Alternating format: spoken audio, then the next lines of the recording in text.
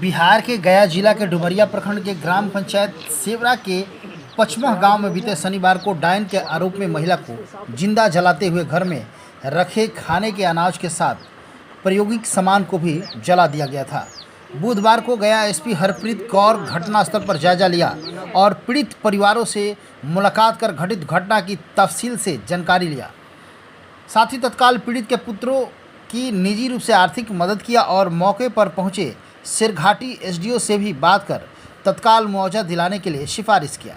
साथ साथ कुछ आरोपित का एफआईआर में नाम छूट गया था, जिसमें पीड़ित परिवार से छूटे नामों की लिखित में मांगते हुए इमामगंज एसडीपीओ मनोज राम को नाम जोड़ने के लिए निर्देशित किया। साथ ही साथ यह भी कहा कि जिस प्रकार से मामला सामने आ रहा है, यहाँ के स्थानीय जनप्रतिनिधि द्वारा विश्वास में लेकर पंचायत बुलाया गया था, उस पर भी जांच चल रही है। अगर किसी का भी इस मामले में हाथ होगा तो बख्शा नहीं जाएगा।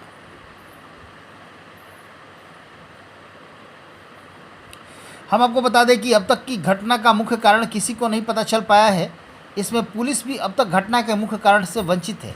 पीड़ित परिवार के अनुसार घटना की तफसील से आपको बता दूं कि मृतका रीता देवी उर्फ हेमंती देवी पति अर्जुन दास इमामगंज प्रखंड के ग्राम पंचायत जिकटिया के पटेल गांव के रहने वाली थी।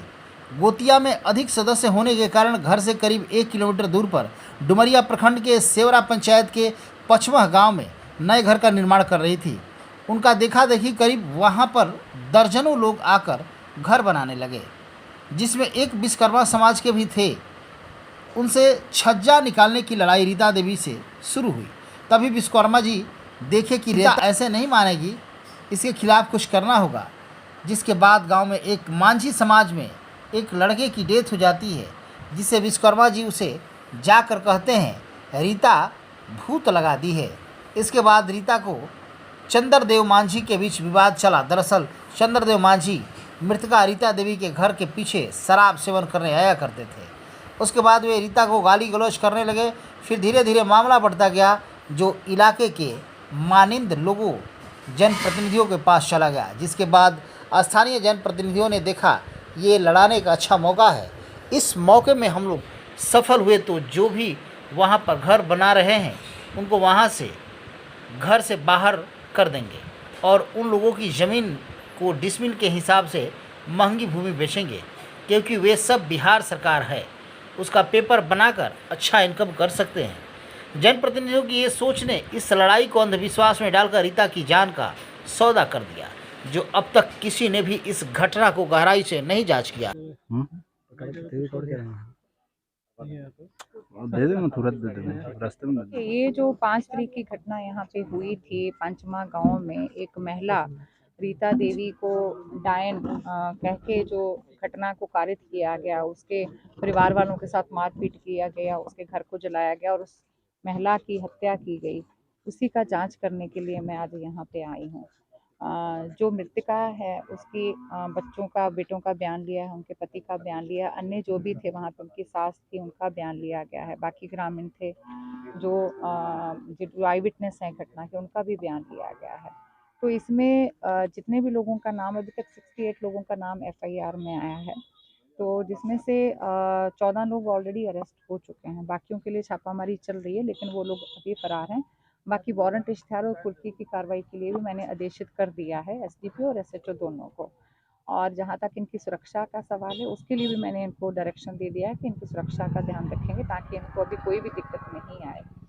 और बाकी जो इनका आर्थिक भी नुकसान हुआ है, जैसे बता रहे हैं कि इनको रहने की दिक्कत है, एसडीओ साहब भी यहाँ पे मौजूद हैं शेरघाटी, तो जो भी सरकार के प्रावधान के तहत जितना भी इनको आर्थिक सहायता मिल सकती है तो वो तुरंत वो भी जो है 1-2 दिन के अंदर इनको मुहैया करवा देंगे। जैसे इनका घर भी डैमेज हुआ है, उसके तहत उसके लिए भी हम लोग प्रयास कर रहे हैं कि किस तरीके से उसको हम लोग दोबारा इनके रहने लायक बना सकें। और बाकी हम अपने पुलिस प्रशासन की तरफ से मैं भी इनकी जो है आर्थिक सहायता करूँगी जितना भी हम लोग कर पाएंगे।